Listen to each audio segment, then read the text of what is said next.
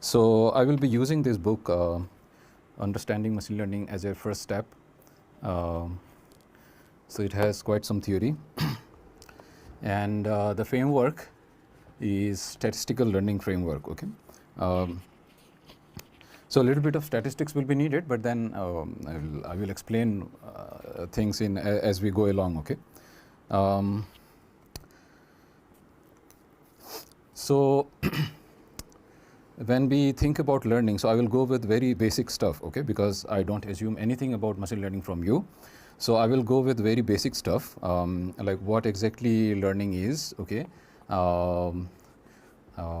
When a learner tries to learn something, then what are the inputs that the learner needs, right? And obviously, what will be the output? In this case, it will be prediction, okay. So it could be prediction of classes, it could be, we will see, like there are wide-ranging applications of machine learning, but we will formulate these things first in with a set of notations and things like that. Okay, so what we will study is something called statistical learning framework. Statistical learning.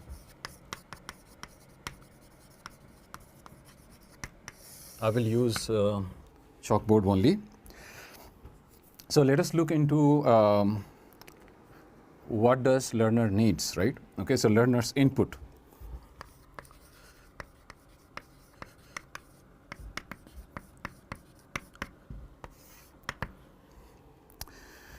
So learner needs some domain set, okay?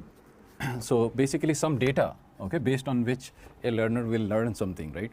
So learner's input would be, let's say, a domain set. And what are the typical notations of a domain set? If we use it, let's say, X, okay? And these are the set of objects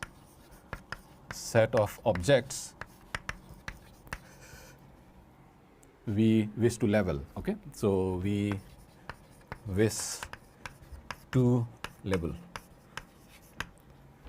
okay? So as an example, it could be a set of images, and then we would like to say whether that image has a cat or not, okay? So example, given an image, label it as cat or no cat. Okay, basically identify whether the image had a cat or not. So this is what we call label, okay? So given a sample, we will say, okay, label it. So whether it's cat or not, okay? So domain set will be set of objects. In this example, set of objects will be set of images, okay? But then we can think of this as many other examples also, okay? This could be paragraph of a some textbook and something, and then we may want to label it as, okay, that paragraph is about some topic, okay? So let's say something from maths, like that paragraph is about compactness of a set, okay? So given a text, right? Given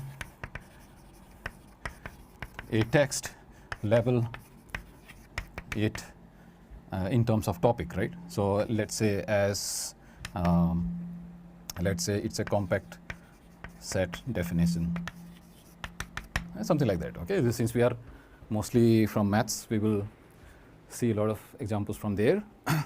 Okay, so so learner needs a domain set, essentially set of objects that it wants to learn, okay, or label, okay. Okay, so sometimes in machine learning, the domain set may have different names also, okay. So for instance, it may also be referred as also referred as instance set, okay. So the objects in this domain set, okay, can be called samples, can be called instances, okay. So objects in X. Okay, so let's say this is our domain set notation. X are called let us say instances. Okay. Sometimes we will also call it features and so on. Okay, so sometimes we will also call it features, feature vector, because everything at the end of the day will be made into vector. Image, it's a pixel. If it's a gray scale image, then it's a 2 by 2 matrix. So basically, image can be referred as like this set of pixels, and this pixel value tells you the intensity. Okay, in black color. Okay, so we can say it's a 0.5, okay, 1 or something like that. Okay, depending on how we have these pixel values, right? So grayscale image can be seen as a 2 by 2 matrix, but then I can make it into a one long vector, and then I can have color images, but then color images I need RGB values. So red, green, blue combined can give you in certain intensity, okay, combined can give you a color. Okay, so the color images are like tensors. Okay, color images, and grayscale images are 2 by 2 matrix. Of course, I can always make them in a vector. I go row by row, let's say, and here also I can make them into a long vector. Okay. So an image can be seen as a grayscale image can be seen as a vector. If it's color, then it also can be seen as a vector. So this one vector will be there like this.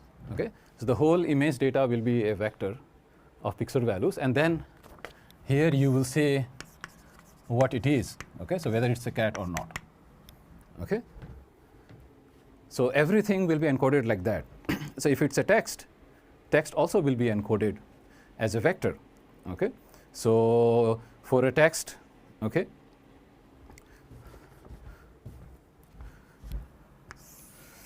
so if I write some text, okay, so let us say I am learning machine learning. Okay, I'm learning machine learning. Okay, so this is some text. Then one can say, okay, this is a text, then how can I make this as a vector? Well, you can do some encoding. You can do word encoding. So in your dictionary of all the words, you can give some number to each of the words, right? So here I can give some number to this word, some number to this word, and so on. So this is like word encoding, word by word encoding. I can also do character-wise encoding.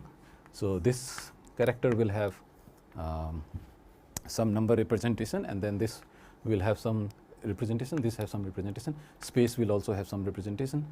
So again, I can make this into one big vector like this, and then I will say, okay, what this text is about. Okay, so the learner's data could be set of images, could be set of text. Okay, it could be anything arbitrary, right? I want to predict the housing prices. So houses come with, sometimes they come with gardens, sometimes they have 2 floors, sometimes they are 3 floors. Okay, size of the houses. So all this can be put as a feature, right? So so let us say how many bedrooms are there, right? So one data. Okay, what is the size of the bedroom? How many balconies are there, and so on. Okay, so I encode this as some form of data, and then here it could be the price of the house. Okay, so here again it will be a prediction problem, but here it may be a little bit different than these. So here we were saying something in terms of discrete, whether something is cat or not, whether the text belongs to some topic or not. Here the price can take continuous values. Okay, so this becomes like a logistic regression, and this becomes like linear regression problem. Okay, we will come to that in detail, But in the context of this, a domain set for a learner, it could be set of images, it could be set of videos, it could be audio, anything. Okay, they will be represented as some vector, and then these are the labels. Okay, so we understand now what is domain set. Domain set is essentially any set of things that I want to learn, okay, encoded as vector. Okay, so now let us look into the labels. Okay, so and the notation for labels. Okay, so label set.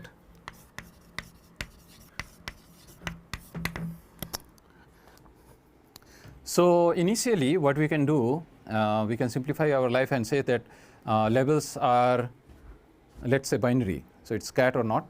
Okay, so if it's cat, I encode it as 1. If it's not a cat, then I encode it as 0. So it's a binary class problem. But as I said, if I am taking images of multiple images of let's say animals, okay, then it could be cat, it could be dog, it could be some bird. Okay, so there can be many classes, right? So then 0 and 1 won't be enough, right? But let us say we consider only 2 class problem, then label set we can encode this as 0 or 1. Okay, so restrict to 0 1 set for the moment. Okay, or this 0 1 if you like. I mean, this is just a number. Okay, so it's not necessary that it should be 0 or 1. It could be like -1 +1. Okay, and so on. Okay, so if we introduce an example of a papaya, then in this context, okay, so go to some island and there is a lot of papayas there, and then your goal is to identify a papaya is ripe or not. Okay, I mean, it's a tasty or not, right? So then papayas will have certain features, right? So again, when you do machine learning, it's always have this kind of 2 types of tables. Here you goes the feature, okay, and here goes the labels, right? So then when you are learning how whether the papayas are tasty or not, you will look into certain features of papaya, right? So it could be softness, okay, color, okay, there could be many more things, right? So then you will go around the island and you will look into various papayas and you will measure their softness. You have some measure of softness, you will encode this as a number and you will put them, and then in your data, some of these papayas you will maybe test them also. Okay, so for certain softness and color, and then you say that it's ripe or not, okay, or it's like tasty or not. Then you take another papaya, check the softness and color in some form. Okay, let's say you have a way to measure all these things, and then in some cases it may be not tasty. Okay, so you will have a data like that, and then you will build a predictor function, okay, for a new papaya.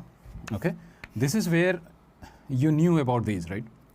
Okay, so this is a label data. For softness, color is there, I know what it is. Another set of softness, color, I know what it is.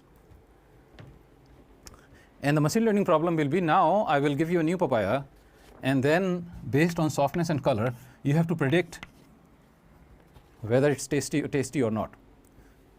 Okay, so in the case of papaya, again it's a 2 class problem, okay, tasty or not.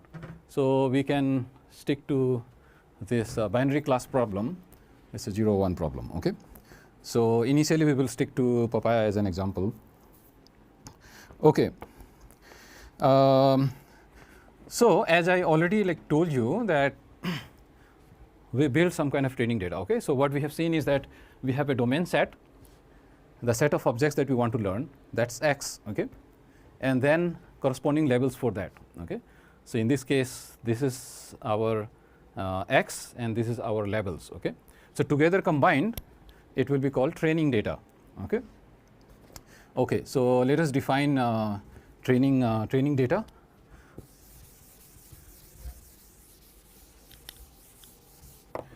Okay, so now we combine this. Okay, So training data will be the pairs x. Obviously x is like more, x is just not a number, x is a vector, and in this case y is one number, but even y could be multiple. That will be multi-level problem. Okay, so a given text can be okay, so there is something, let's say Twitter. Okay, so someone writes something on Twitter and you can say, you can do the sentiment analysis of the Twitter.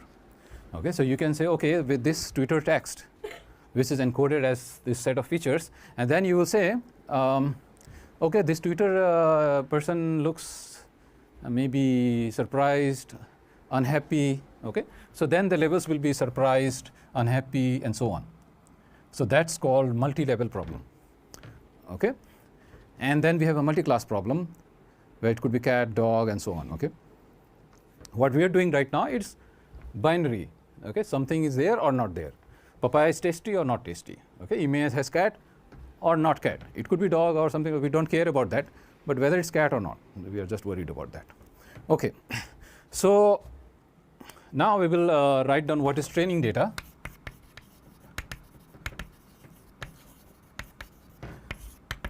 Okay, so training data, as I said, is a pair x, y. Okay, so training data, we denote this as S, which is x1, y1, x2, y2, dot dot dot, xm, let's say ym. Okay, so here m means how many samples I had, how many instances I had. Instances, features, samples. Okay, so in machine learning people use these terms. Okay, so sometimes someone will tell you how many instances you had in your data. The same question they will ask, how many features you have in your data, how many samples you have in your data. Okay, so here you will say m. Okay, so each x1, y1 is one row in your data. Okay, y is your label. Okay, so these are our y, y1, y2. For x1 sample, I have y1 label. For x2 sample, I have y2 label, and so on. Okay, so here I have m labeled samples, or so in our training data, the number of samples is m, and there is a concept of how big is your x. Okay, I mean x itself is a vector, right? So x itself is a vector. Now in this case, x has two components. Okay, and so this we call it as a feature dimension. Okay, so the feature dimension of x is 2. Okay, so feature dimension of x is 2, but if it's an image, right, image classification problem, then the feature dimension will be the number of pixels I have, right? So let's say it's 512, let's say it's 16 by 16 image. Okay, 16 by 16 pixel image. Then since you are making them as a vector, it will be 16 times 16.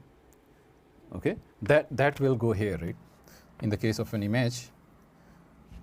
So your feature dimension will be 16 times 16. Okay, yeah, initial one will be basic, but very quickly it will go into maths. Okay, so okay, so this is our training data, and m represents the number of samples in our data. Then what is the length of x? In this case it's 2, that we call it a feature dimension. Okay, so it depends on the problem. Okay, for images feature dimension could be bigger, for text it could be even bigger, and so on. Okay. Okay, so this is the notation for us. Usually features are denoted by x, labels are denoted by y.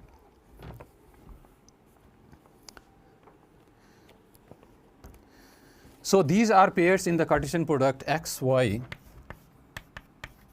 Okay, so if we use curly y as set of labels, in this case it's, if we stick to binary, then it's 0, 1. and x are the samples. Okay, so they come from a Cartesian product. So we have defined training data essentially. Okay, what are we trying to learn? What are the notations we use? Domain set, okay, and then the label set, and combined they give me the training data on which I want to implement some learning algorithm. Then the next thing is learner's output. So essentially, yeah, I mean, in this case, learner will try to learn something. Okay, in this case, it's Papaya is tasty or not, or so on.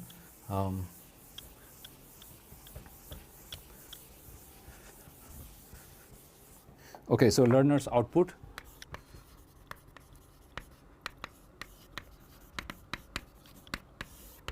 Okay, so learner, what does learner learns? Learner learns this prediction rule. Given this, how is going to predict this? Okay, everything about machine learning. I mean, unless you go to the generative modeling that we will do tomorrow, generative modeling is more about imagining, okay, creating something new. That's another class of problem. But here it's a pure prediction problem. Okay, so majority of the machine learning problems are like that. Given a data, can you learn a prediction rule to predict something? Okay, so that's what learner is going to do. Okay, the learner output will be some to learn some prediction rule. So learner learns prediction rule.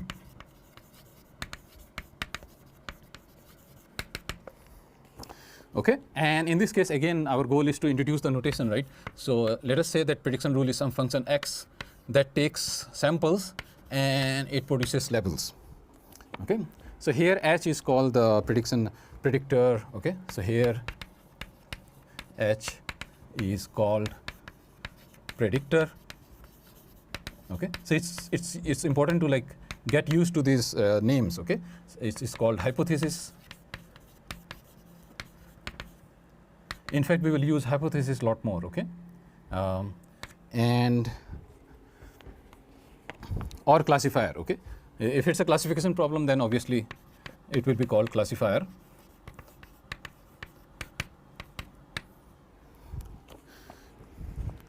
So obviously the goal of the predictor is to predict about a given data. Okay, so predictor predicts the labels of new data, of new domain point. Okay, or so domain point or sample or instance. Okay, so we have to get used to this these similar words, same words basically. Okay,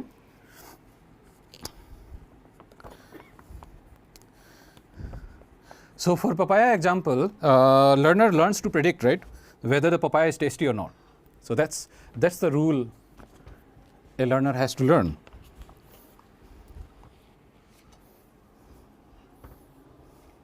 And we can use a notation AS as is the hypothesis that algo A returns on data S. So we have used a notation AS. It's like we apply our some algorithm on our sample or the training data, okay, label data, which we have defined there S.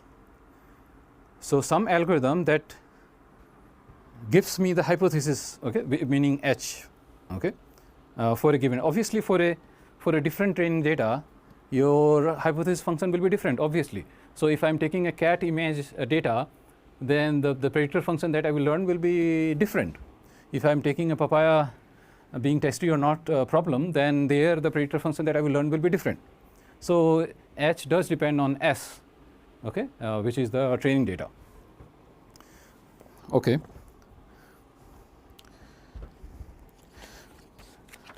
Okay, so we are getting used to the notations here.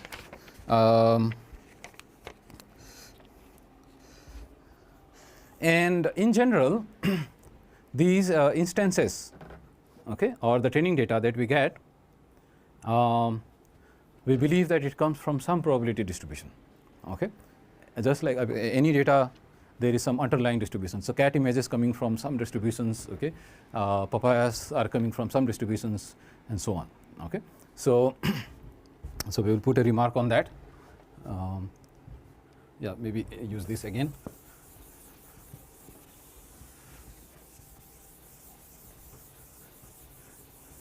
And then once we define this, we will get to a little bit of a learning theory.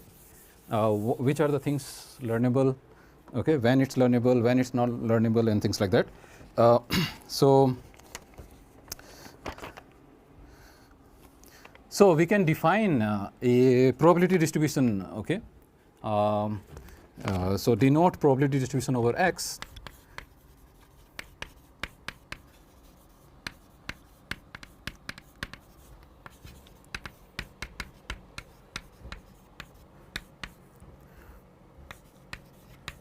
sometimes I may not use like curly kind of X, but it's the same, okay, X that I need, right? Okay. So what we know, so we are going into like even more formal things, that any training data that we have, we believe that it comes from some distribution. Okay, let us say that's the distribution of the data. Okay, and obviously we don't know as such. Okay, initially we don't know. Okay, okay, when we train it, we will kind of predict which distribution it might be coming from. Okay, not explicitly that I will tell you, okay, this is distribution, but implicitly, let's say. Okay, so during prediction, obviously, like my prediction function has to kind of somehow implicitly know, okay, or learn this. Okay, okay, so learner in general doesn't know about the distribution. Okay, or that's obvious. So learner does not know about D. I mean the learner is exactly trying to find, at least implicitly trying to determine that, right? Okay. So for labels, we assume if I'm giving a label, then the problem could be in the labeling itself. So when I created the data, right? So maybe some weird guy went into the island, and for him or her the concept of tasty maybe is very different. Okay, so the labeling itself may go wrong. So it depends on which training data, how the training data was created. Okay, so but if we keep that aside, we can say, okay, let us assume that the labeling that happened was like correct. Okay, so we assume a correct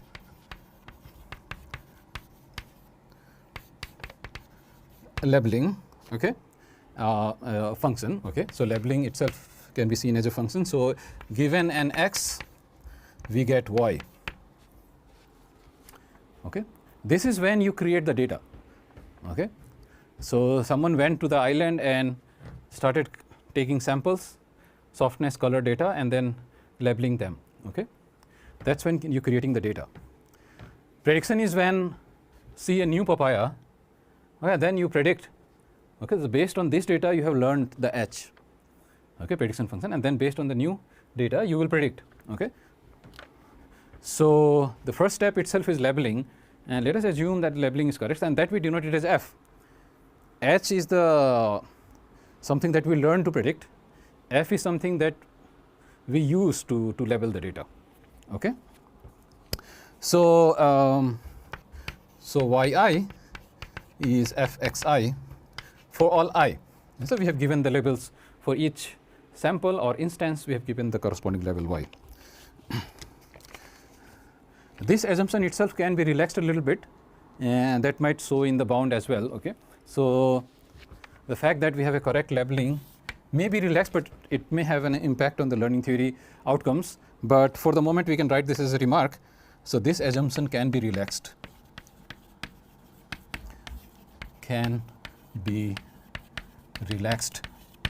We will see how. Okay. For the moment, let us assume our data is pure.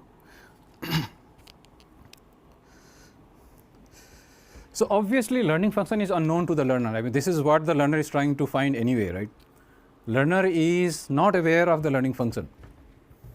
Okay, I mean, the problem is that this data can be the field data, right?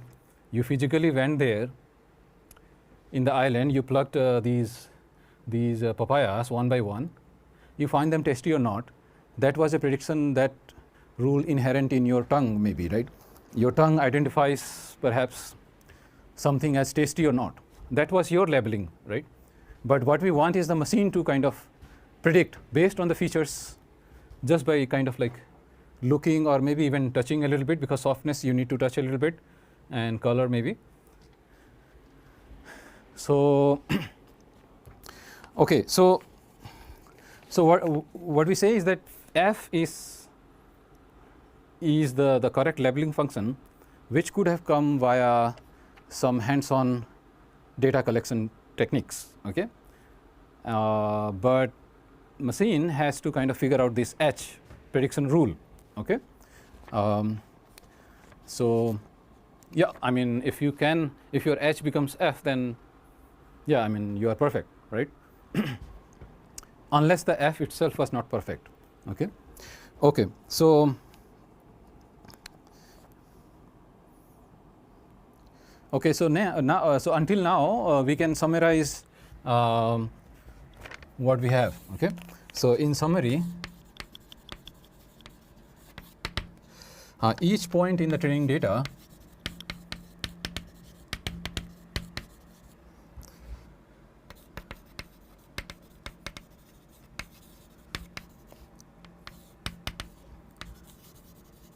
is generated by sampling xi according to d. Remember, d was the distribution, right? And labeling it by f.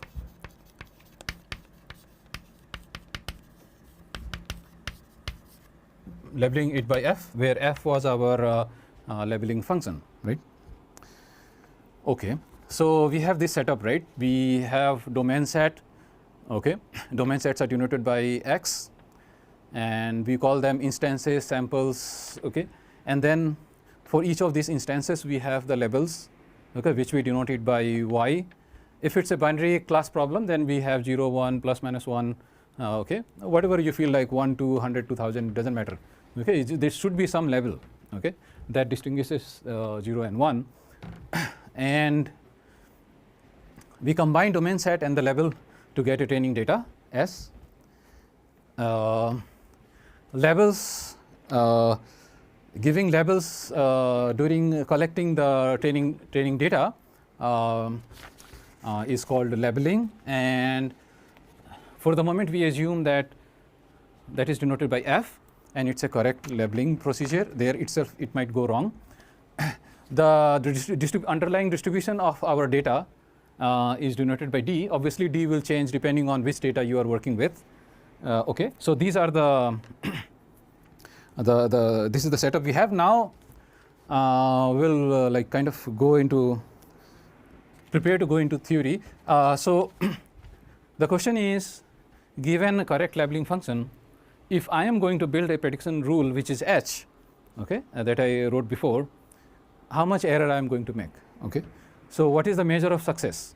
Okay, so we need some measure to check whether our learning process is correct, okay, or correct up to some error, okay. So then we need to define something called measure of success. So let me define it here only. So this is basic machine learning setup. These things everyone should know, but we will gradually move into more interesting, deeper ideas later on. So let us first discuss what is measure of success.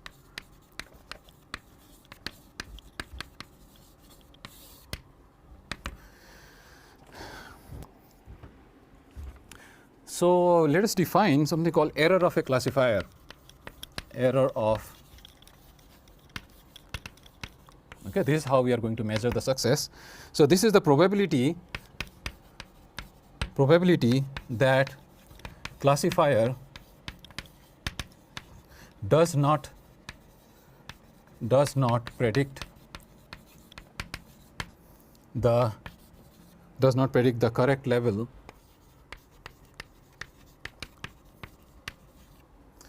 on a random data generated by distribution D. So that's how we define error of a classifier. Okay, so error of a classifier is the probability that the classifier that we learn, okay, does not predict the correct level. Okay, so what is the probability that I'm not going to predict the correct level? I will measure that. Okay, okay. So maybe it's with 0.2 probability, let's say.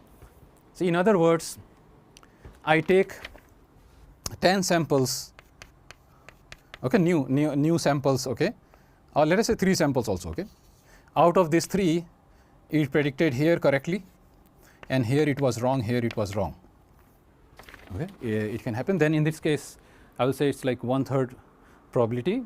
Okay, it's predicting correctly, and in other 2, yeah, 2/3, it's not predicting correctly. Okay, so this is how we are going to measure the success. Okay. Again, you can ask after learning the predictor, how do you know to check whether it predicted correctly or not, because you don't know about these anyway, right? So usually what we do is that we have a training data, we train only on some part of the training data, we leave the other one to check for the correctness. Okay, so we call it test train split.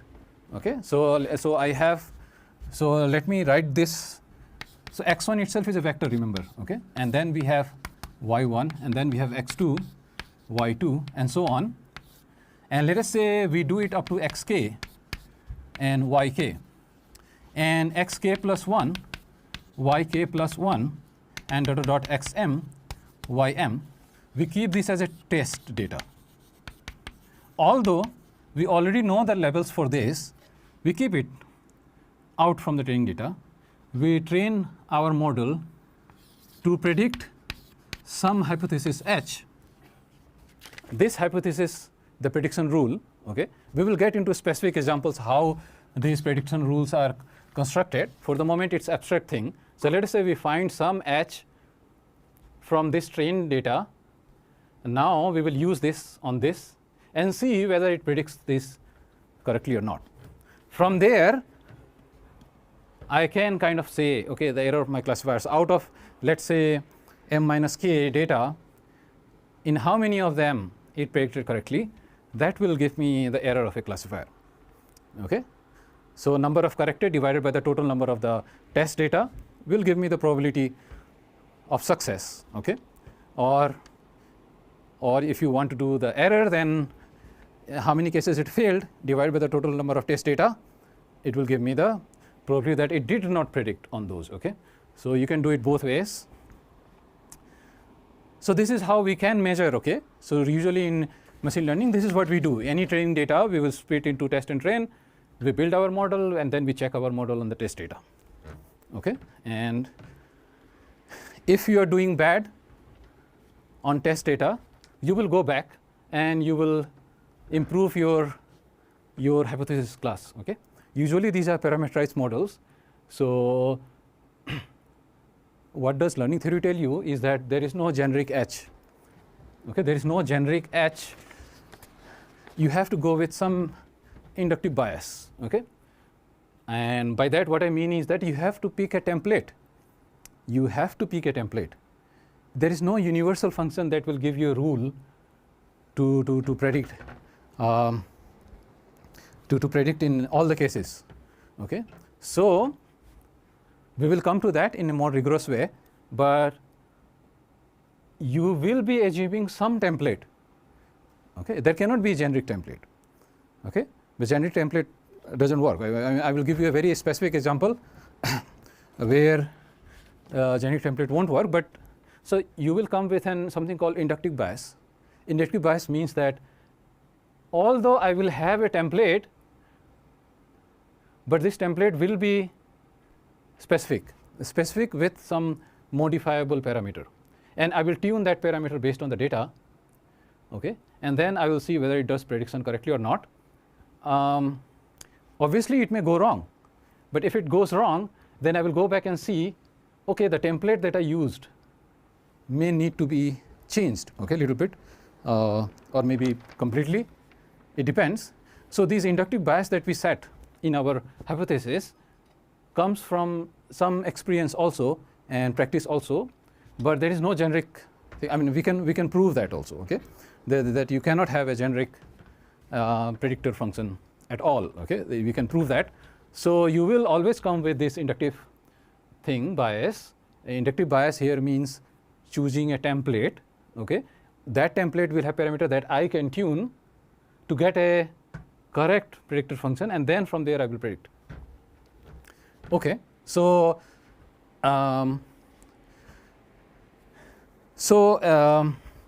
what I'm trying to say is that it is possible that we will make error, and that error might be coming from the prediction function that we have used as a template. So the template itself may be not correct. The whole idea behind machine learning success is that the templates that they have got right now, which are so-called neural networks, are so powerful that it works, okay? Because in general you will say, okay, I mean, you are talking about template, but this is like, I can have polynomials, I can have some combinations of arbitrary regression, I have like kernels. So there are so many functions that can act as a predictor, right? The success of recent machine learning, starting from around like 2000 onwards, it's mostly because of neural networks, because neural networks are a very powerful template, okay? It's so powerful that it's like everywhere, even like playing chess, okay? So you play chess, even they will use machine learning, because out of these so many possibilities that you have, it can kind of predict a correct move for you, and it beats the best players in chess, okay? And there are like other probabilistic ideas also, like Monte Carlo research and so on, but in most of the problems, machine learning, the power is coming from neural network. These are the very powerful hypothesis class, okay? Otherwise these problems were not very new anyway, okay? So understanding neural networks, even doing optimization method, which learning a predictor function is an optimization method. We will see this tomorrow, okay? So hence we need a separate course in itself just to learn how optimization method can be used, okay, to learn this H, okay? So since, as I said, these are parameterized networks, there will be parameter theta here in the model, and optimization will be over some loss levels and minimize over this theta, okay? It's like very high level thing I'm telling you. If it doesn't make sense, it's okay. We will see this after this semester, or you will be expert in many things. So for the moment, let us say that, okay, we are supposed to build a prediction function. This prediction function itself can be used, but there is kind of a generic framework like neural network. Still there are like specifications there, okay? So if I'm working with images, so let us say I'm using neural network. If I'm working with images, then people have figured out, okay, maybe you go with CNN kind of thing, okay? If you are working with text data, okay, so let us say machine translation, okay? So English to French, Hindi to English, okay? So these you will use maybe RNN or even recent ones now, LSTM, transformers, okay? So, yeah, I mean, even the generative models are, the neural networks are also kind of like,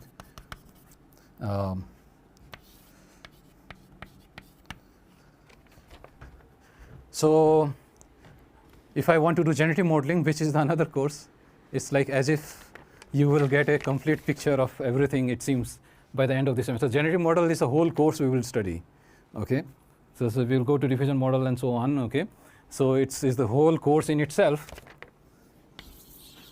Okay, RL is something in this lecture series we will touch at some point. And then training of these is optimization method. Okay, as I said, that's another course in itself. So what I'm trying to say, coming back to this, is we are interested in learning a prediction rule, and recently, I mean, neural networks were proposed long time ago, but they became popular because of the computing resources that came, like GPU and so on. So it's easier to train these networks. Okay, so with the advent of neural networks, I have a kind of a generic framework. I won't say very generic, because again, if I'm going into some specific applications, then there are some variations, but they are all, you see, they are all neural networks. Okay. So that's why things became very, very interesting now. Okay. So yes, so when we are learning this, we will make errors. Okay, for sure, because there will be image that you have seen in the training data, but there may be a new image of a cat which looks similar to a dog or something, right? Then maybe you will make error there. Okay, so it also depends on the training data. Okay, how much information was there in the training data, so that it learns very well. Okay, okay. So we have defined measure of success, and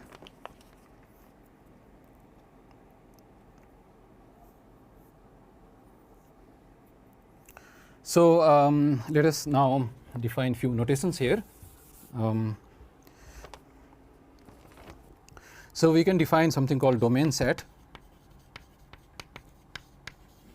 or domain subset actually. Okay, so domain set we have already defined. Let us say domain subset is A, which is a subset of X. Okay, and it follows the probability distribution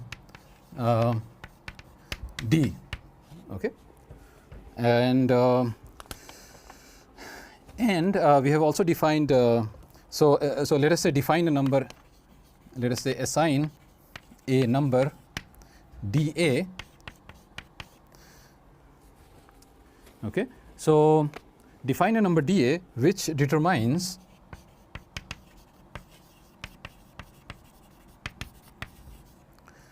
how likely it is to observe a point X in A. So we have these notations that we will need in the proofs. Observe a point X in A. So this is the notation we have, that so dA means how likely. So here again it will be some kind of a probability measure. So how likely it is to observe a point X in A, where X is something in X. Okay. Okay.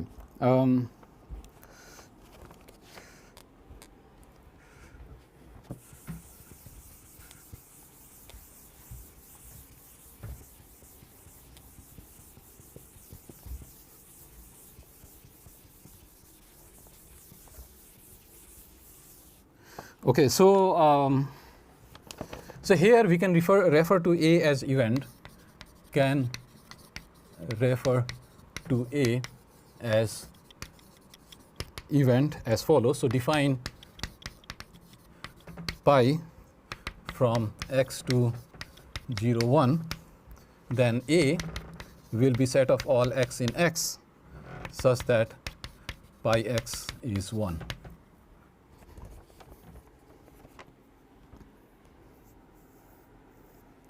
Okay, so and the dA can be written as, so these are some notations right now. dA can be written as probability X d pi X.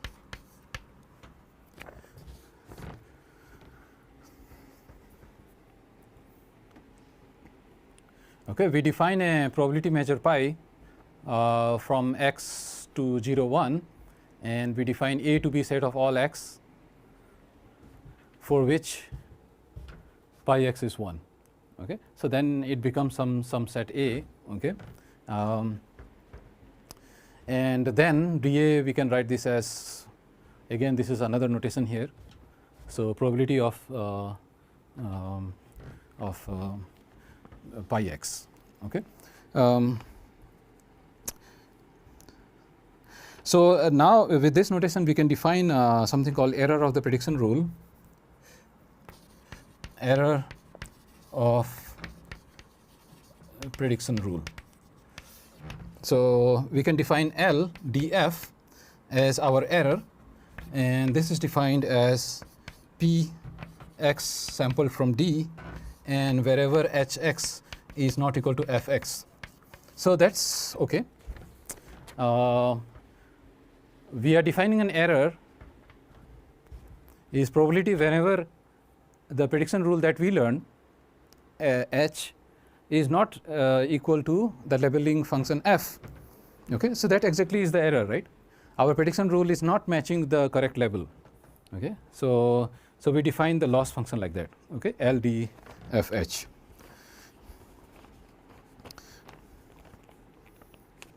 So in text this means probability of randomly choosing an example x for which, I mean it's the same thing but just kind of writing this in words. Okay. So here df subscript, this one df which is the subscript, it denotes it means that the error is measured with respect to distribution D and the labeling function f. Okay, so means error is measured in distribution D with label function f.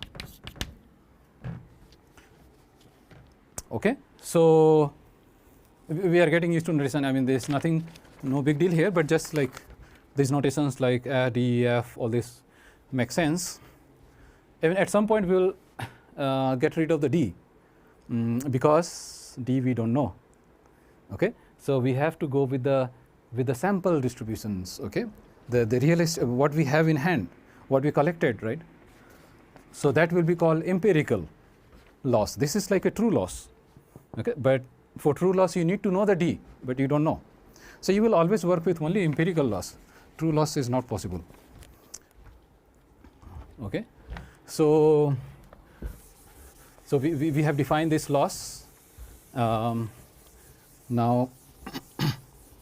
yeah, we will define few things like generalization error, empirical risk.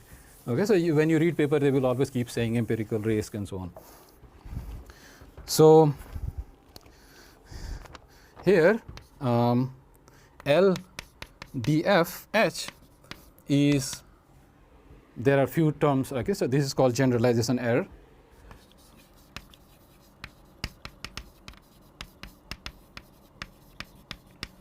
Generalization error, or it's called risk.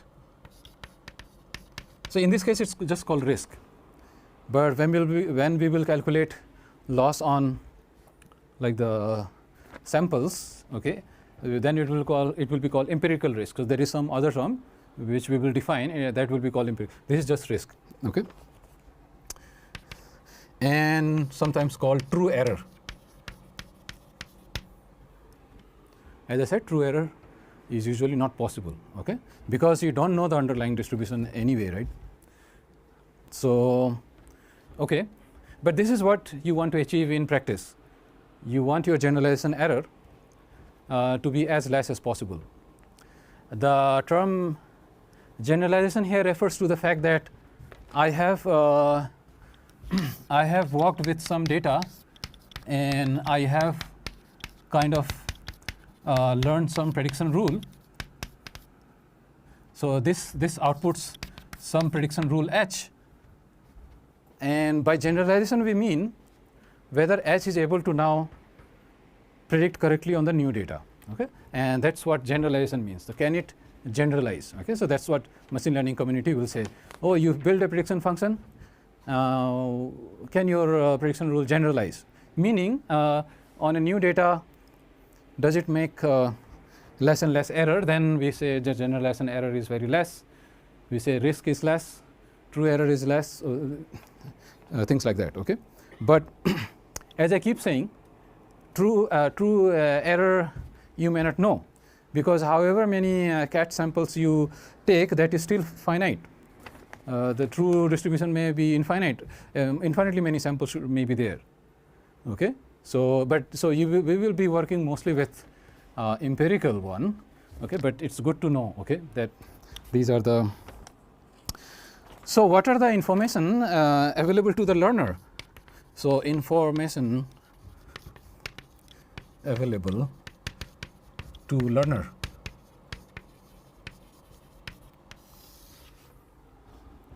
Well, information available to the learner is not really D, because that's the true distribution. Okay, learner also doesn't know F, because learner just got the label data, but the learner doesn't know how to label, obviously, because if he knows how to label, that will be exactly the same H he is looking for. So, so the information available to the learner is certainly not D and F. Okay, so learner is blind. Okay, is blind or is like unaware to D and F.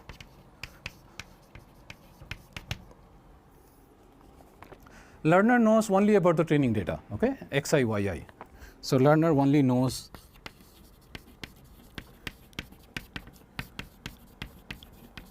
about training. Learner only knows about training data. Okay, so that's pretty clear.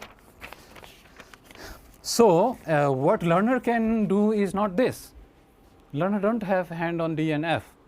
So learner has to specify some other loss based on the data. So that will be empirical loss and so on. Okay? So let us define now the empirical loss. Empirical usually means experimental. Okay, the word empirical means experimental.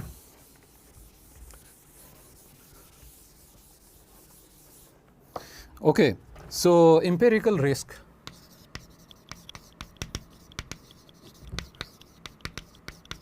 Minimization.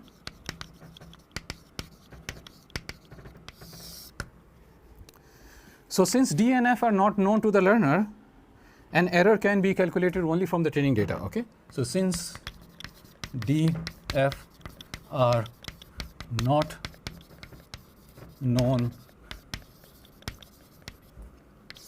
to learner, an error can be calculated. An error that can be calculated is only the training error. Calculated is only the training error, because essentially those are the data that he has access to anyway, right? So remember, we use the notation S for the training data, right? So S was this pair x1 y1 ... xm ym, right? So essentially we have to build a loss based on this training data. So there will be S coming in place of D now.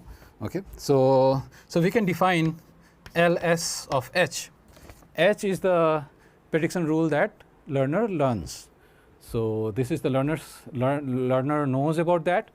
Obviously H was built based on S. Okay, so this we can define this as says, so this will mean the cardinality. So I in M, so this M is the index set. So this M here means set 1 to M. Okay, so this is a set index set notation. So this means 1 to m index. So I is one of these, okay, 1 to m.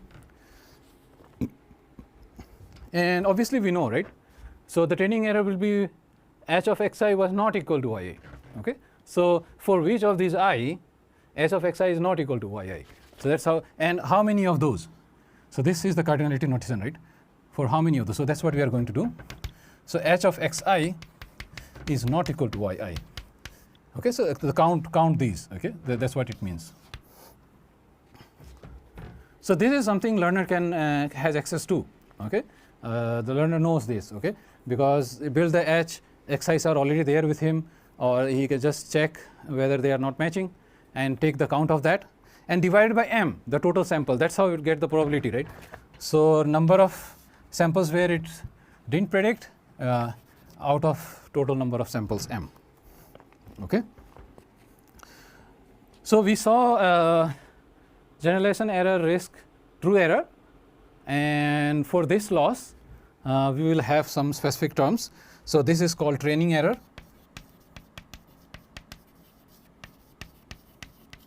or empirical error, or loss,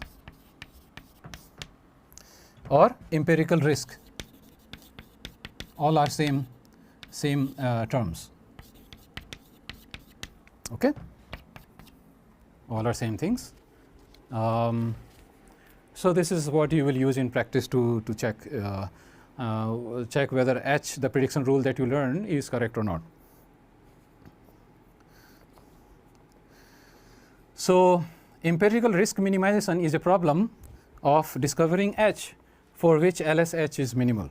Okay, so that's called empirical risk minimization. So here I can define that.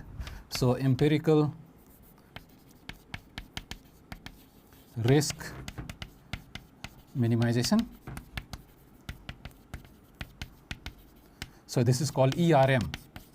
Okay, when you read machine learning papers, books, there you will see this all the time. Okay, so empirical risk minimization. This means coming up with H. Okay, the prediction rule H that minimizes LSH.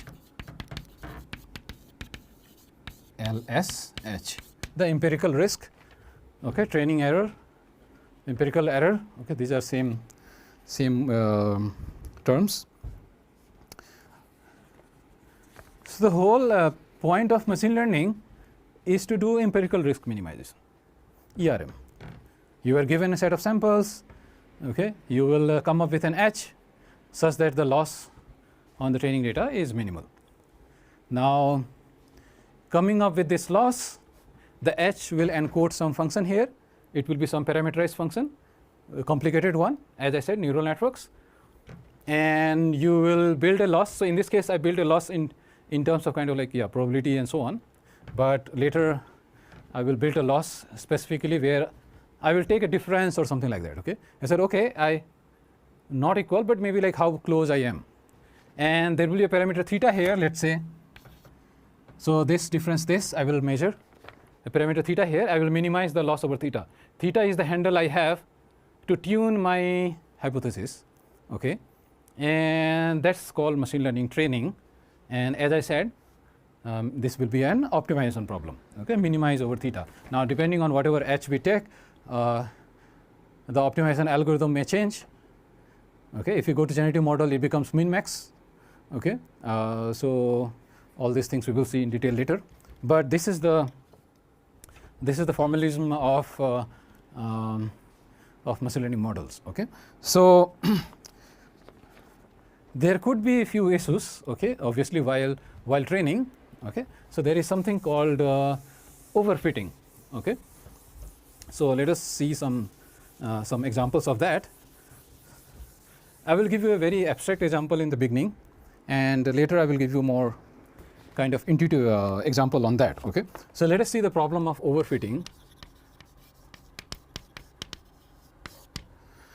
Okay, so ERM can fail miserably. Okay, that's what the book says. Okay, so let us first put this in a bullet.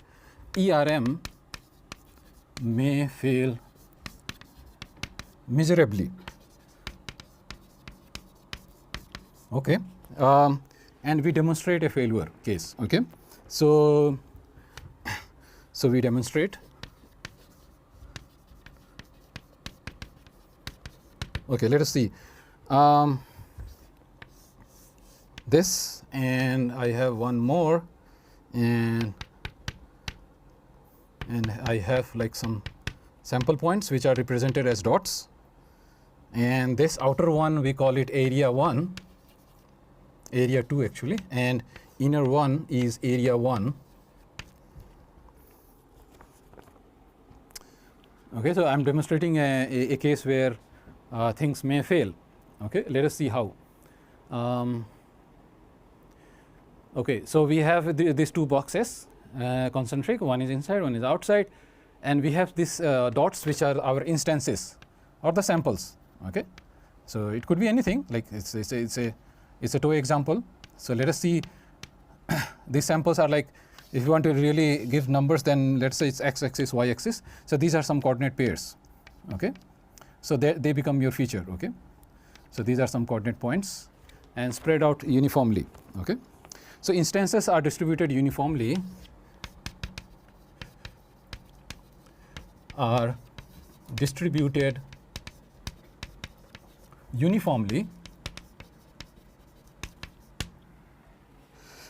let us say according to D, because that D is some underlying distribution. Okay, so according to D.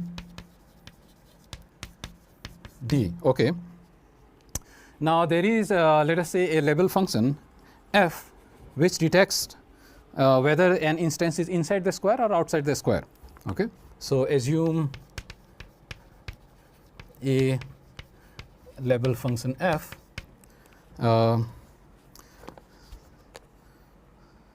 that determines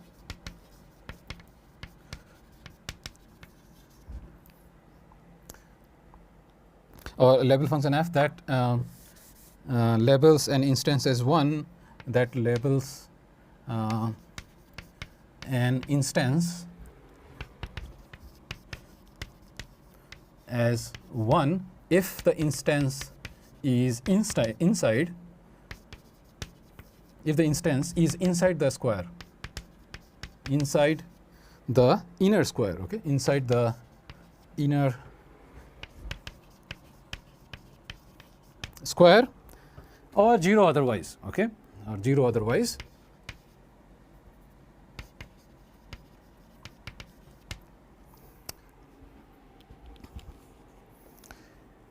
So we have a distribution D, and we have a label function f, and we have these two concentric squares here. We have instances uniformly like that, and we have a label function that says, okay, you are this instance with this coordinate values. I am going to label you 1. Okay, I am going to label you 1, 1, 1, 1, so on, and these guys will say, okay, I am going to label you 0. Okay, so these guys will be labeled 0. Yes. So we have domain data, which are these points. We have a label function which tells whether it's inside or outside, and we want to build a prediction function, okay, based on this data. So there is a label data, these data, and then whether they are inside or outside. So there is a training data at hand, and our goal is to learn a prediction rule that given a new data, okay, maybe this, and it will tell me, oh, okay, you must be inside. Looking at your coordinates, you must be inside. Okay, so that will be our new data. Okay, so let me put that as a circle, right? So that's the goal right now. Okay, so we want to and I started with something that ERM may fail miserably, right? And there is a concept of something called overfitting. So in view of this, I'm trying to explain where things can go wrong. Okay, things can go wrong when you are learning. Obviously, things doesn't go wrong. I mean, usually we don't say things go wrong during tenure. So we think that training data is a correct one. Okay, so usually when say things go wrong is using training during training. So let us build a prediction function on that. Okay, so let us say I propose a prediction function which will have a very low empirical risk, empirical error or training error, whatever. Okay, so let me propose a H which will do best on training data, but it will fail miserably on the test data. That's my goal. Okay, so like, can you think of that, right? Can you think of a prediction rule that will do perfect, zero error on training data? At the moment I gave a point like this, which should have been predicted inside, but it won't do that. Okay, so what I'm trying to explain is, given a training data, you may end up producing an H which may be perfect for the training data but fails in the test data. Okay, that's another problem with when you are working with this type of problems. Okay, it is not necessary that you have to be the best. Okay, in a vague sense, like there are ways to like characterize this, what I mean by that, but being best is sometimes not good, because you will not generalize. Okay, generalization requires little bit of flexibility in your model. Okay, so like I will explain this also with regression example, what happens there, but let us see in this case I will make it fail. Okay, so like fail in a big way. I mean, okay, so let us define an H hypothesis class. Okay, so HS, I mean, this hypothesis class will be very abstract. Okay, no one will kind of do like that, but this is like theoretical point of view. We will say, okay, we can make it fail, and these are the extreme cases, but it can happen in practice also. Okay, so what I'm going to write down will be very, very abstract in some sense. Okay, like you will say, okay, this is like just cooked up somehow, right? Okay, but let us see.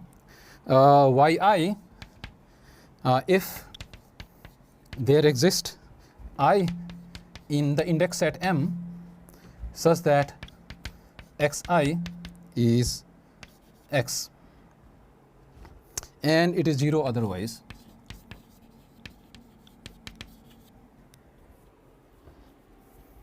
okay, so take some time to think a little bit. This is what a learner produces, right? A learning rule, a prediction function.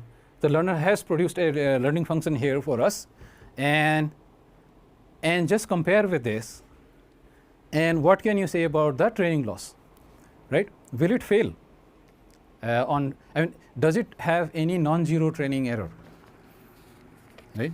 It doesn't have, right?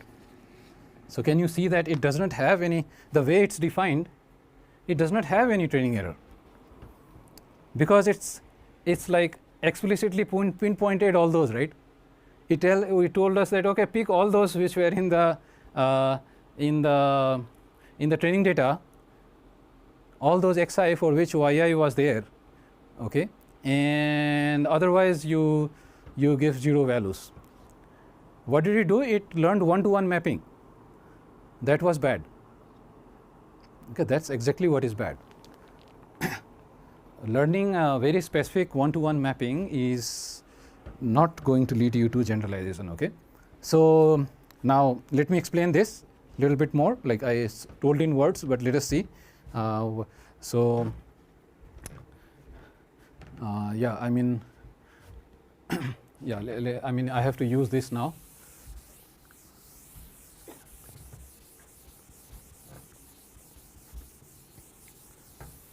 So let us see this one by one. So this hypothesis function, the prediction rule, what it says is that for x, okay, for an x, I am going to label it as yi if xi is y, if x happens to be xi. But this is exactly what training data is supposed to do, right?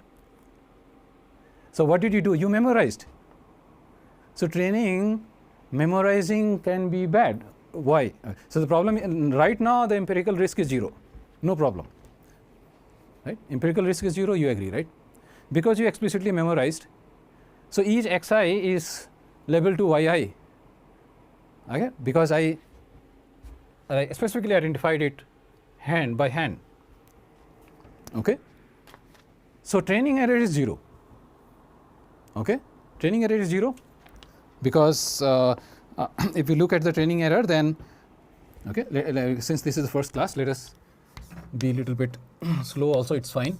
So so what was the training error, right? So set of all I in M for which HXI is not equal to YI, and number of those cases divided by M. But the way H was defined, there will be no cases where HI is not going to be equal to YI. Agree? There are no cases, right? Because for every YI, I have matched it with XI, right? So every YI, I have picked an XI. For every YI, I have picked an XI. I have picked an XI, okay, for which I have that corresponding mapping XI is YI. So what has happened here basically is X1 has been mapped to Y1, X2 has been mapped to Y2, XM has been mapped to YM. Explicitly here we have done that. This exactly means this, one-to-one mapping. So if you see here, then there is no case here, it's a 0. The number of I for which xi not equal to yi is 0. So it's 0 by m, which is 0. So the empirical risk, training error, okay, empirical error, okay, the same thing, right? All this is, they are 0, right? So I have built a perfect prediction function by doing one-to-one mapping. But this is bad, okay, because one-to-one mapping is a memorization. Machine learning is not about memorization. Machine learning is about pattern matching, okay, understanding the underlying pattern and so on, okay. If it's memorization, then you don't need machine learning anyway, okay. So here we have memorized, training error is perfect. Now let us look into the test error. Okay, so test error. So the few remarks in words, right? So no matter what sample is, no matter what sample, so it's even independent of sample, right? This was one of the sample. You could have given some other distribution of the sample. I would have done the one-to-one mapping again the same way. So it's independent of the sample. Of course, finitely many samples. In practice, we always deal with finitely many sample anyway. So the point is, like, given any sample, I can memorize like this, especially in this case, the box example, okay. It may be tricky in some other case, but in this problem where we are saying whether the point is inside or outside, I am kind of memorizing it, okay. So no matter what the sample S is, okay, is even independent of the set S in this concentric square example. So no matter what sample S is, we have LS, the empirical loss, is 0, that we have proved above.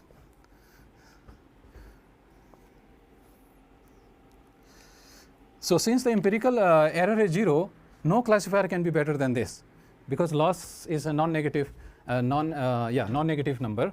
So no other classifier can be better, right? So no other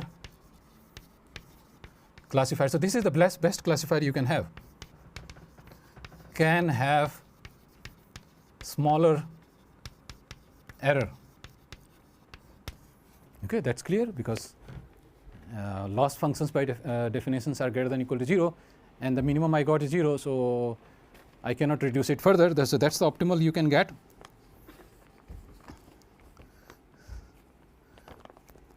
But let us check what happens to the test error. Okay, so what happens to the test error or the true error? Okay, so what about true error or test error?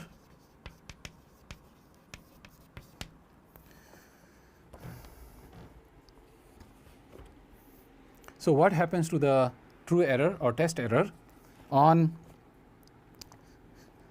so in general, what will happen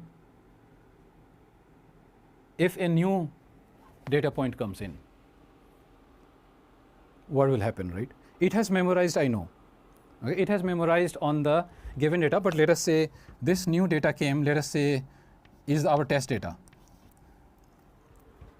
So what will the prediction function, does the prediction rule know anything about this? No. okay, because it has memorized. It has not learned a pattern, it has just memorized. So it's going to do 50-50 prediction on this. Okay, it will do something 0 or 1. So it will have 50% chance of whether it's here or here. Okay, so the error will be here like 50%. Half of the time it's going to fail. Okay, so the fact that it has memorized but not learned any specific pattern, the pattern would have mean that it would may have learned some, okay, may not say like the whole boundary, the class boundary, but maybe some approximation of the class boundary you could have learned. Okay, so H, the better H would have been something like this, that learns some boundary like this.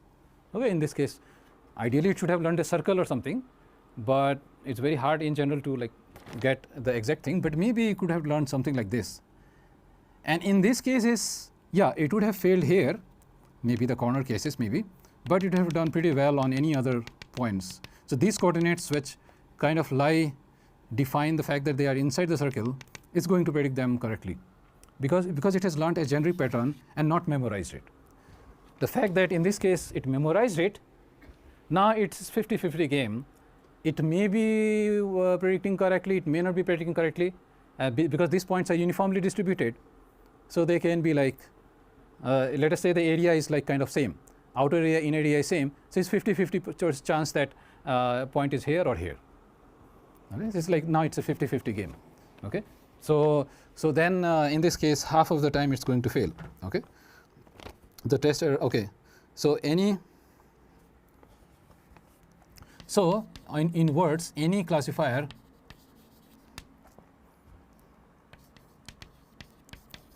that or I mean this classifier, right, not any, but it's like the classifier that we have right now. Okay, so a classifier that predicts 1 on a finite number of cases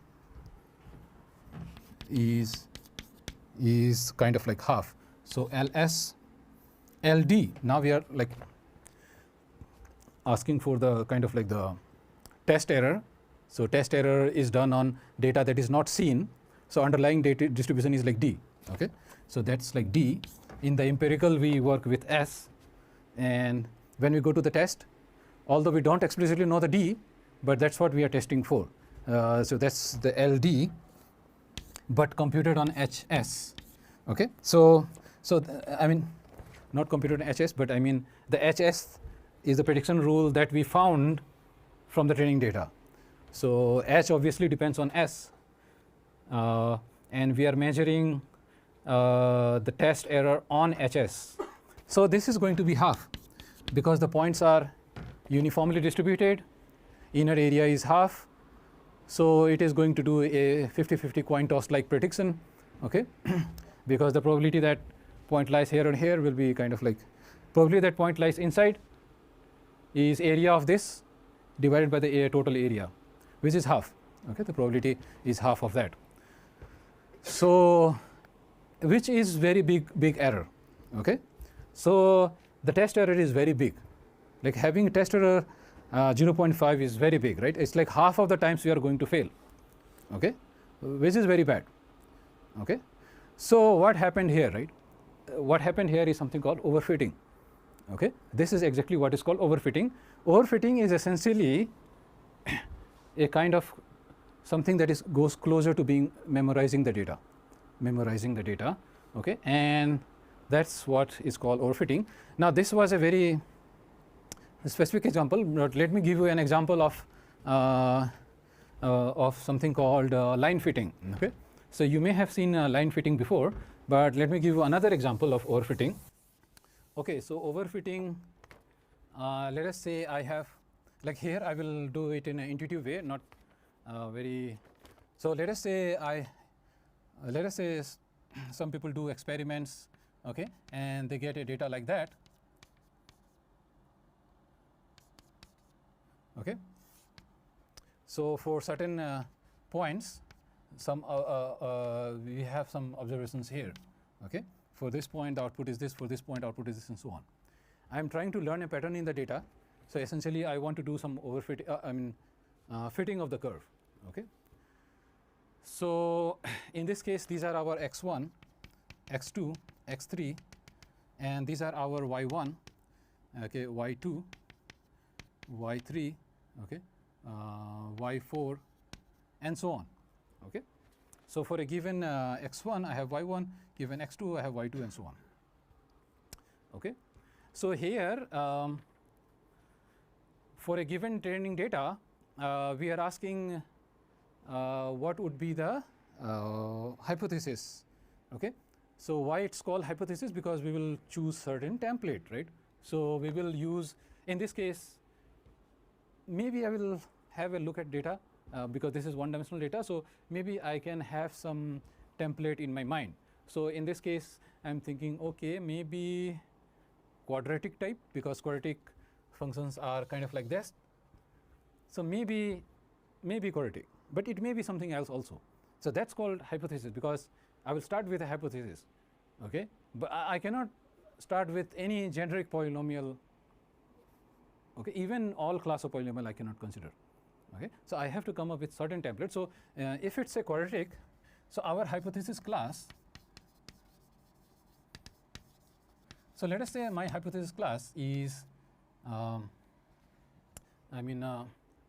I can use theta notation also. Okay, yeah.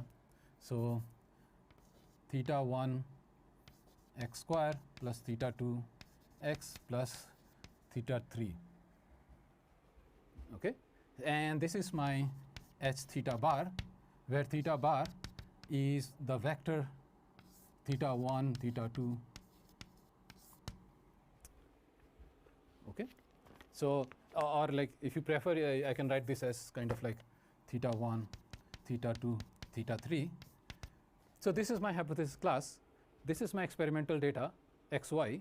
Okay, x are these, y are these, and I'm trying to build a hypothesis class. So in this case, I will come up with a template. So this template is a quadratic function, and this quadratic function is parameterized by these theta 1, theta 2, theta 3. Based on the theta 1, theta 2, theta 3, I can make this curve more up, bend more, okay, or maybe flatten a little bit. If you want to completely flatten, then theta 1 might be 0 also, then it becomes a linear. Okay, so so this is my initial inductive bias, that I come up with a hypothesis class which looks like this, and I have a I may want to kind of like now tune this theta based on the data. Okay, so I can do that now, because what I want from my hypothesis class is the following. So I want theta 1 x square plus theta 2 x plus theta 3 must match, for a given x, must match the y. So if it's given x1, then it should be equal to y1. Theta 1, so for x2, I want it to be y2. So this is x2, y2, and so on. Let us say we have m points.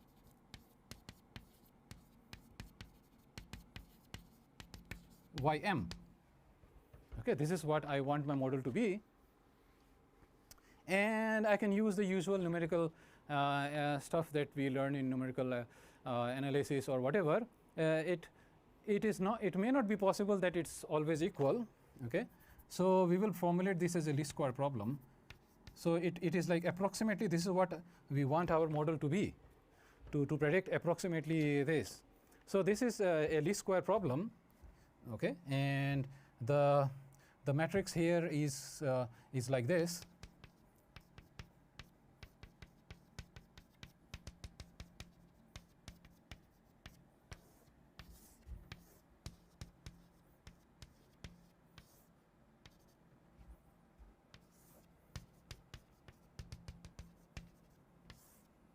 So you minimize this.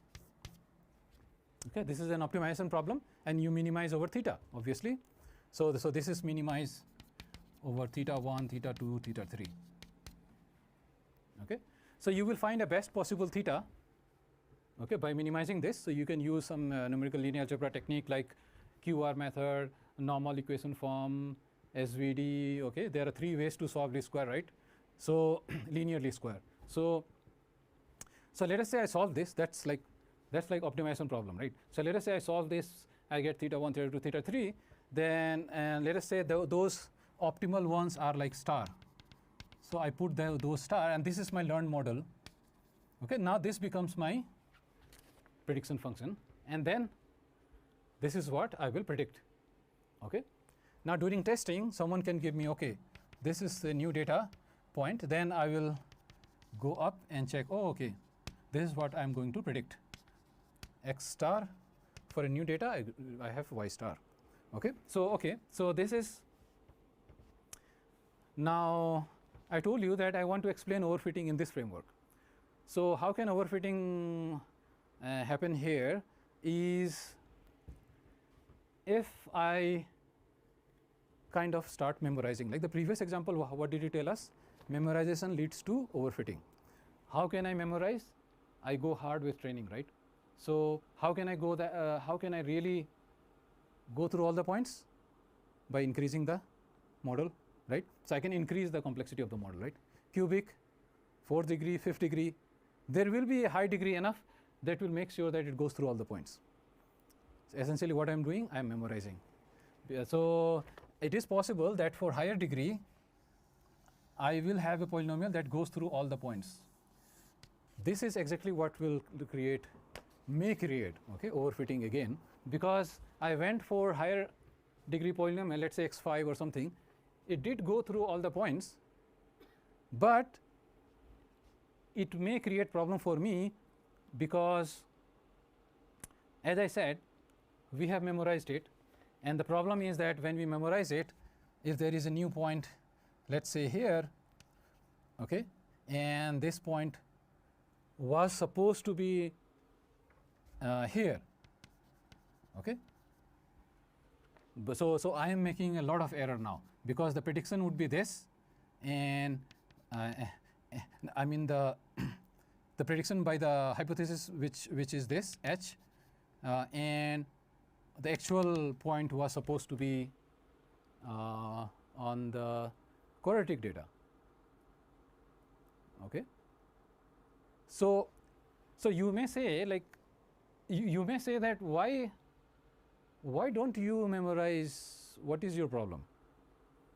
Like in this case, let us say, previous case was an abstract example. In this case, you can say, right, why can't you memorize, right? What is the harm in memorizing, right? And the reason why we should not memorize is the data itself may not be very pure. That's also another thing. Like there are like two extremes. Previous example was a very extreme case, and the practical example is that the data itself may not be very, very perfect, in the sense that you are not supposed to memorize because the data itself has some error. So data was supposed to be here, but it's here. Data was supposed to be here, it's here. So the underlying pattern in the data was essentially quadratic.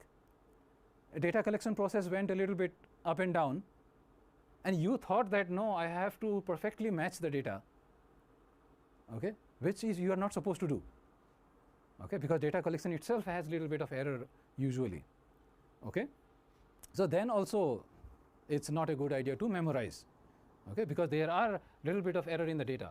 So a data was actually quadratic. You thought, no, I have to pass through all this during the training, but then data was since actually quadratic, you did too much. Your prediction should have been here, now your prediction is here, okay, because you are following this. So in machine learning, these are the issues that can come. Even the data may not be like perfect, and so on. Okay, so this can affect your generalization. So here again, this is overfitting, because with a very large model, let's say 5th degree or something, I got this, but then my test error is bad now. Okay, training error is 0 because I passed through all the points. So hxi is yi, perfect. But then whenever a new point comes, I'm making a big error here. So these are my test error losses. Okay, so here it should have been here. Then these are my error losses. Okay, so overfitting comes in very naturally in many experimental data like this. Okay, so of course a general question would be, how do I know? Okay, how do I prevent overfitting and so on? The general rule is that you do some validation. Okay, so like I said before, you have this training data, and then you have like the test data also here, and you also do kind of like something called cross validation. So not just this one splitting of training and test data, you do the splitting next time something else also. Okay, so your training data becomes something else, you learn again and check whether for the test data it's giving you less error or not. So you do this test trend split multiple times, let's say k times or something. Okay, so after all this, that's your best bet. Then you can say, okay, now whatever I have learned, it seems to be optimal. And during this testing, training and testing, you play with these models. Okay, you say, okay, let me try square, let's see quadratic, what happens, let's see cubic, what happens, let's see test error. Okay, for different splitting, what happens, let me try 4 degree, let us do multiple test and train splitting, what happens in that. Okay, so this is all part of the training process, where you are tuning your model, you are trying to learn a best possible predictor function h. Okay, so this is all part of the training process. Okay, so there is a little bit of experimental maths, so both goes hand in hand in machine learning. Okay,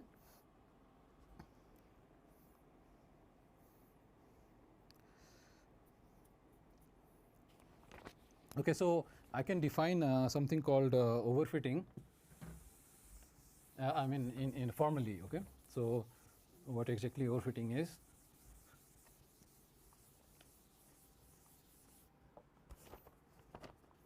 So predictor whose performance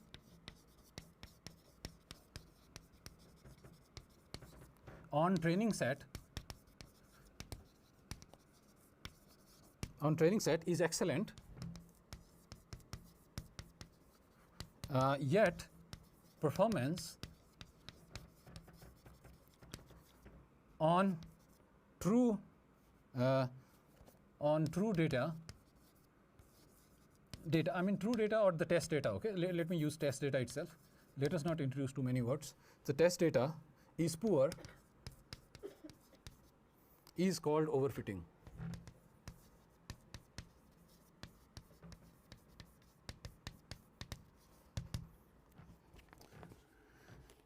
Okay, it's called overfitting. Now let us see empirical risk or the training risk, training error with the inductive biases. Okay, so the first example that I gave you for the square, that was the extreme case, and these are the cases where we have learned this. These are the cases where we see what happens with some of the inductive bias we have. By inductive bias, we mean we are coming up with some template, and then from there, that template, we are looking at how the training and tester is going to behave. Okay, so hence there is a new section on this. It's called empirical risk, but I have already kind of given you a hint. So empirical risk minimization with inductive bias.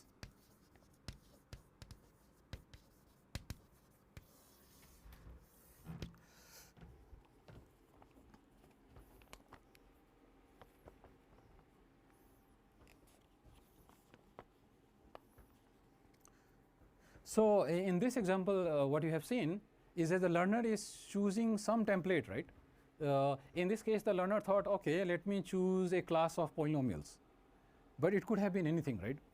So this will be our hypothesis set, okay, hypothesis class from where we are going to choose a function. Okay, so learner chooses in advance a set of, all this has very underlying, very deep learning theory that maybe we will see today, but let's see. I mean, if you don't have inductive bias, will you generalize? Okay, I mean, like, what are the sufficient conditions you need, right? So we will prove some theorem, some learnability and so on. Okay, so we will see those things as we go ahead. So learner choose in advance a set of predictors. So in this case, we have chosen a set of predictors. Okay. In this case, we said okay, polynomial class. Okay. So, and we call this a hypothesis class called hypothesis class, and we use the notation H. Okay. So empirical risk minimization is over this hypothesis class essentially. So here, if I am saying quadratic, cubic, quintic, polynomials, so these are my hypothesis class. In this hypothesis class, I am trying to do empirical risk minimization, right? So we can write it in that way. So what we are trying to do, ERM is over the hypothesis class H for a given sample H, and this is argmin of small h in our hypothesis class H, for which the empirical loss is the minimum.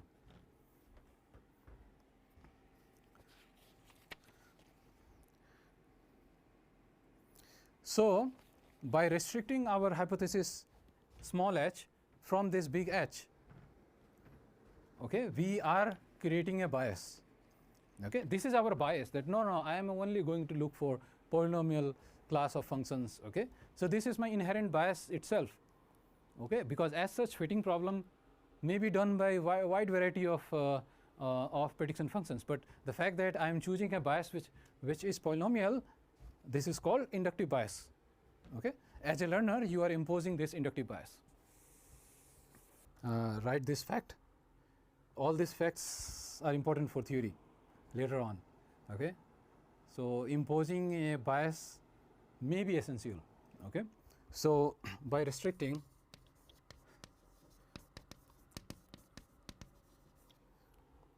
I mean, anyway, you cannot search over all the functions anyway, right? So in practically, you have to consider some bias anyway. Okay, by restricting predictor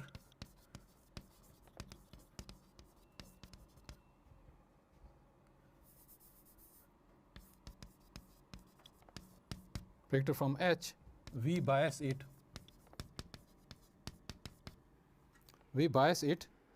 towards a set of predictors. Okay, it towards a set of predictors.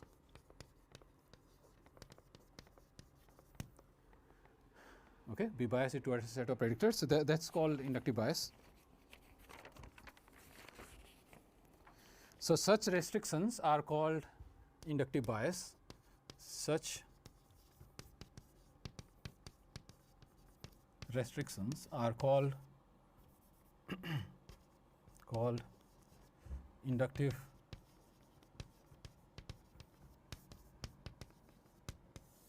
Okay, so when you read papers in machine learning, you will see many times they will say inductive bias. Okay, so basically inductive bias means, oh, I am taking a class of functions, right? So okay,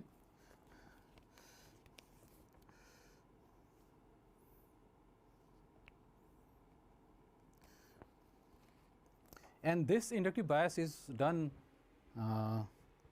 before the learner might see the training data. Okay, the learner may not know the data is so complicated. Learner may not even know, okay,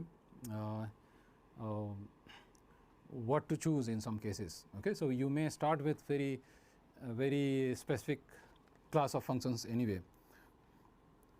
So I mean, it will be an intuitive thing. Okay, that's what I'm trying to say. If I'm going to test for papaya, then yeah, maybe I will say, okay, maybe linear function might do something. Okay, but in general, like it may not be fixed. Okay, so you may play around with various inductive bias. Okay, so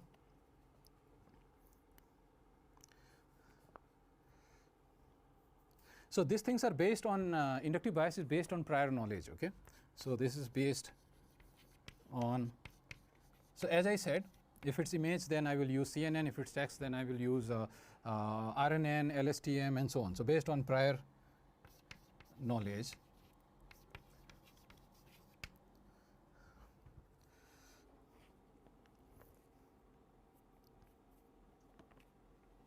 so in the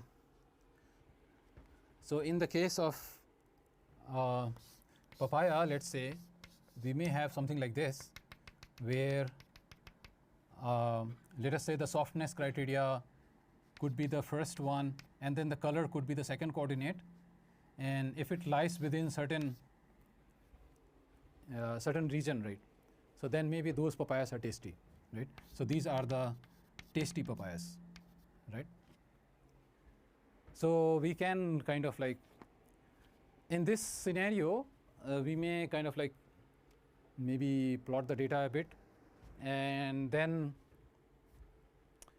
maybe we can go with the hypothesis class of axis aligned rectangles in this case. Okay, so it seems to be, it may not be, because maybe a good classifier may be circular here. Okay, but so these are the things one has to decide. What am I supposed to do, right, with this hypothesis class? Should I go with axis aligned rectangles?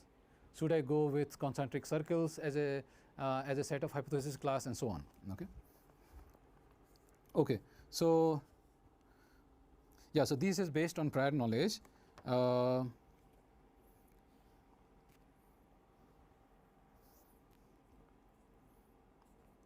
So a fundamental question in learning is this. So fundamental question. So over which hypothesis class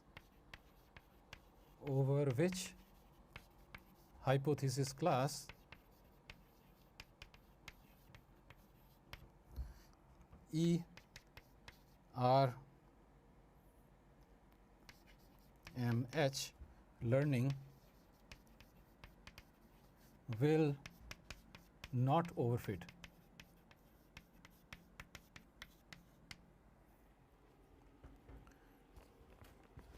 Okay, so one of the questions is like, over which hypothesis class the learning algorithm will not overfit.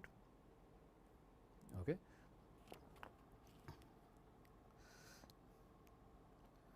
So one of the cases where it may overfit is when you allow any arbitrary hypothesis class. Okay, so any arbitrary hypothesis class will certainly overfit. Okay, so for instance, in the previous example that I said about this, if I allow it over all possible rectangle, okay, if I allow it over all possible rectangle, it's going to overfit. Again, it will memorize. Okay, so it will memorize like this. Okay, so it is quite clear that when we are designing a learning algorithm, we should not allow arbitrary hypothesis class, because if we allow arbitrary hypothesis class, it will memorize, and if it is memorizing, it will overfit. So the fact that I keep a hypothesis class as finite will help me not overfit. Okay, that's important, right?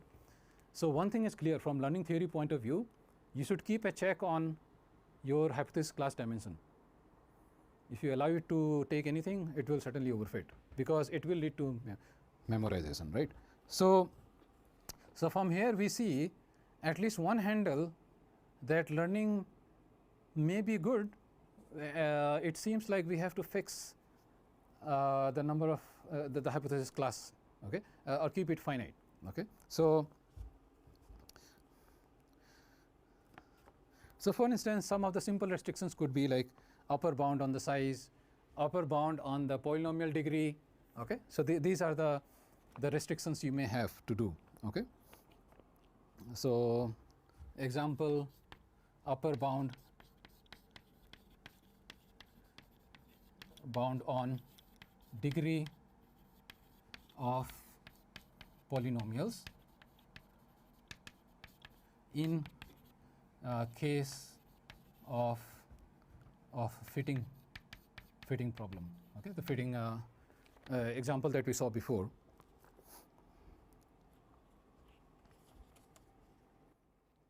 I think we can stop for today. It's almost close to 2 hours, and we will continue with this in the next Wednesday. This is only weekly, okay? So we will do it on next, but it's 2 hours usually, okay?